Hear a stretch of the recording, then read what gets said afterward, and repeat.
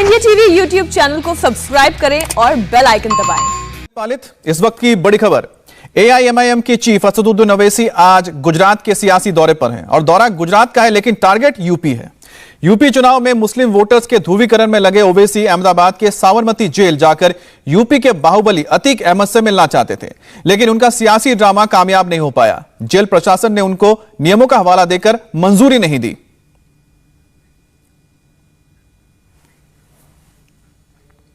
तो जेल में बंद अतीक अहमद से मिलना चाहते थे ओवैसी, लेकिन उनको इजाजत नहीं दी गई। अतीक अहमद फिलहाल अहमदाबाद में साबरमती जेल में बंद हैं और इसी के लिहाज से गुजरात जब पहुंचे असदुद्दीन ओवैसी तो उन्होंने अहमदाबाद में मुलाकात करने की कोशिश की, लेकिन उनको जानकारी यह मिली कि वहां पर जो नियम है उसके हिसाब से मुलाकात नहीं कर सकते, क्योंकि फैमिली और जो वकील हैं उसी को इजाजत होती है मिलने की। इंडिया टीवी के निर्णय कपूर उन्होंने एक एक्सक्लूसिव रिपोर्ट भेजी है।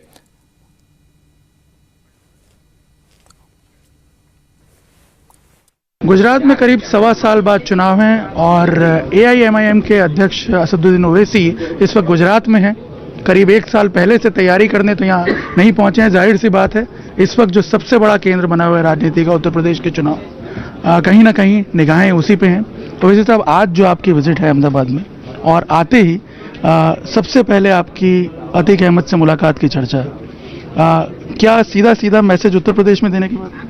नहीं, देखिए, गुजरात अहमदाबाद को आने का कई मकसद हैं। एक मकसद ये था कि एक जो गुजरात की जनता ने हमारे कॉरपोरेटर को आशीर्वाद दिया और उनकी दुआओं से रोड से हमको कामयाबी मिली, उनका शुक्रिया अदा करना, हमारे कॉरपोरेटर से मुलाकात करना, वो कैसा काम कर रहे हैं उसका जायजा लेना, और विधानसभा के जो चुनाव आ रहे हैं उसकी तैयारी कैसी चल रही है वो देखने के लिए। साथ ही साथ जब हम अहमदाबाद में हैं तो अतीक साहब भी साबरमती जेल में है, तो हम इस सिलसिले में सुप्रीडेंट साहब को ईमेल किए, लेटर भी लिखे, तो उन्होंने उसको रिजेक्ट कर दिया कोविड गाइडलाइंस ये सब बताकर।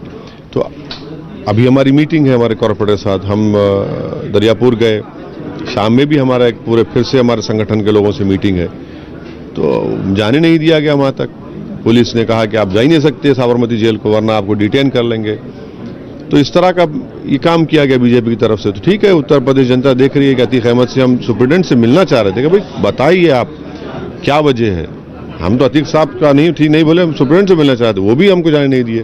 तो ठीक है, जनता देख रही है उत्तर प्रदेश। सुप्रीडेंट ने आपको भेजा है, उसमें उन्होंने कोट किया है कि या तो रिश्तेदार मिल सकते हैं या उनके काउंसिल मिल सकते हैं। उसके बाद क्या लिखा और साथ में कोविड की गाइडलाइन का हवाला भी दिया। लेकिन जो नहीं, देखिए 3 चीजें बताई ना, तो हम ये पूछना चाहते हैं भाई, जो सब दूसरों को मिलने दे रहे हैं ना आप, कोविड के गाइडलाइंस अगर है तो दूसरों को तो मिलने दे रहे हैं। हम सिर्फ सुप्रीडेंट से मिलना चाह रहे थे।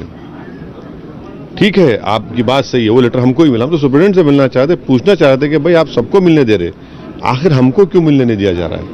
तो वो बात सही है। सवाल यहाँ पे ये उठता है ओवैसी साहब कि एक माफिया से क्यों इतनी घनिष्ठता दिखाना?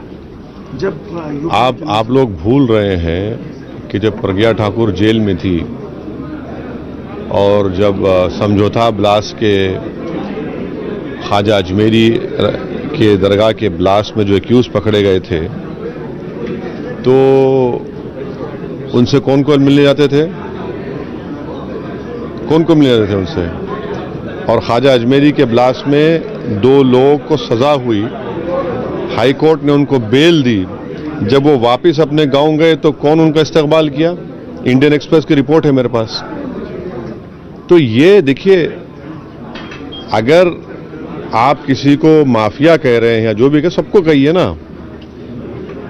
ये सिर्फ नाम के साथ कोई लोकप्रिय नेता बन जाता है, कोई दूसरा नाम रहा तो माफिया बन जाता है। तो ये तो हिपोक्रेसी है, ये तो प्योर हिपोक्रेसी है। तो यही तो इल्जाम लग रहा है आप पे कि आप नाम के जरिए एक क्लियर कट संदेश देना चाहते हैं पोलराइजेशन का। तो जो नाम बदल रहे हैं वो क्या बोलेंगे उनको? यूपी में जो नाम बदल जा रहे हैं उनको क्या बोलेंगे आप? नाम पे नाम बदल रहे हैं। लोग तो कोविड में मर गए, लाखों लोग मरे हैं उत्तर प्रदेश में कोविड में। नाम बदलने से कुछ हुआ क्या? न ऑक्सीजन मिला, न दवाएं मिली, न अंतिम संस्कार के लिए लकड़ी मिली, न दफनाने के लिए जमीन मिली। 33 लाख लोग नौजवान उत्तर प्रदेश के बेरोजगार हैं, हाईएस्ट ड्रॉप आउट रेट मुसलमानों का है। तो ये सब चीजें हैं। एक सवाल यहाँ पे ये भी उठता है कि जब आप बात कर रहे हैं यूपी में, योगी उस तरफ सामने ये कहते हैं कि भाई हम माफिया राज पे बुलडोजर चलाया, हमने पूरी तरह खत्म कर दिया। योगी आदित्यनाथ ने खुद अपने खिलाफ एक केस को विड्रॉ कर लिया, एक केस में प्रोसिक्यूशन इजाजत नहीं देते। 77 केसेस जो मुजफ्फरनगर राइट्स के थे आप विड्रॉ करते हैं, इसमें आपके एमएलएज भी हैं, लीडर्स हैं बीजेपी के, सुप्रीम कोर्ट को जवाब दिया जाता है। ये क्या है बताइए फिर आप? ये तो इसके ऊपर भी तो बात होनी चाहिए ना। ये सेलेक्टिव एमनीजिया क्यों होगा? आप कांग्रेस का तो मजाक उड़ाते हैं जब आपको बी टीम कहा जाता है, लेकिन हम देख रहे हैं यूपी में अब राकेश टिकैत का कुछ दिन पहले बयान आया और उन्होंने तो यहां तक कह दिया कि आप बीजेपी के चचा जान हैं। देखिए, ये जितने ऐसे लोग हैं ना, ये सिर्फ मुसलमानों के खिलाफ इस तरह के जुमले इस्तेमाल करते हैं। किसी नॉन मुस्लिम के बारे में इस्तेमाल करके दिखाइए। ये इनकी मानसिकता है जिसमें मुसलमानों से जहर और हसद और हेट्रेड भरा हुआ है, जिसको अंग्रेजी में कहते हैं बिगेट्री। तो वो जो हसद है, जो नफरत है, वो उनकी जबान से निकलती है। अब थोड़ी गुजरात की बात कर लें। ये बताइए, गुजरात में जब चुनाव की तैयारी आप कर रहे हैं, अभी से आपने मीटिंग्स वगैरह शुरू कर दी, हमने सुना है कांग्रेस के काफ़ी नेता जो हैं वो आप लोगों के संपर्क में? नहीं, आज हमसे कांग्रेस के जो सीनियर म्यूनसिपल कॉरपोरेटर अहमदाबाद के शहजाद खान साहब हमसे मुलाकात किए। हम वो काफ़ी एनपीआर एनआरसी में बहुत बड़े पैमाने प्रोटेस्ट किए थे। हम मुलाकात किए, हम लोग बात किए। यकीनन कोई अहमदाबाद के मौसम के बारे में तो बात नहीं हुई है, मगर हमारी मुलाकात हुई। आगे देखिए क्या होता है। जाहिर सी बात है, अहमदाबाद की जो मुस्लिम बहुल सीट है उस पर इस वक्त कांग्रेस का कब्जा है। ये नहीं, देखिए, सिर्फ मुस्लिम बहुल ये कहकर ये क्यों कह रहे हैं? हम तो आने वाले विधानसभा के में डटकर मुकाबला करेंगे। उस सिलसिले में तैयारी क्या चल रही देखने आए हैं, और फिर 15-20 दिन के बाद फिर आएंगे हम, तो कोशिश करेंगे अच्छा परफॉर्मेंस हो हमारा आने वाले विधानसभा में। आप ये कहना चाह रहे हैं कि वोट काटने वाली पार्टी साबित नहीं होगी? अब देखिए, 1984 से गुजरात में एक मुस्लिम एमपी नहीं जीतता है। कौन जिम्मेदार है उसका बताइए आप? पूरे के पूरे एमपी सीट पर बीजेपी जीत जाती है, हम तो नहीं लड़े। कौन जिम्मेदार है उसका बताइए? 300 सीट बीजेपी जीतती है, हम सिर्फ 3 पार्लियामेंट की सीट पर लड़ते हैं। तो ये इल्जाम में दम ही नहीं है ना, ये तो झूठ है। ये बार बार हमारे बारे में बोल बोल कर ये बता रहे हैं कि ये बौखलाहट का शिकार है। हम जो मुद्दों को उठा रहे हैं उसका इनके पास जवाब नहीं है। और हम ये बता रहे हैं कि भाई, जब भारत की राजनीति में हर कास्ट, हर कम्युनिटी की एक लीडरशिप है, मुसलमानों की क्यों नहीं होनी चाहिए? बुरी बात क्या है? इससे हमारी जमहूरियत, डेमोक्रेसी मजबूत होगी।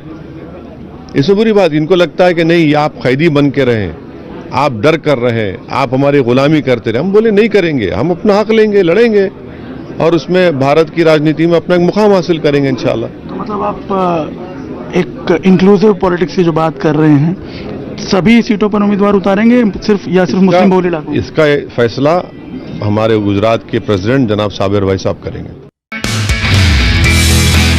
नमस्ते, मैं हूं मीनाक्षी जोशी। वीडियो और खबरों से अपडेट रहने के लिए India TV YouTube channel subscribe करें, बेल आइकन दबाना ना भूलें। जुड़े रहें इंडिया टीवी के साथ।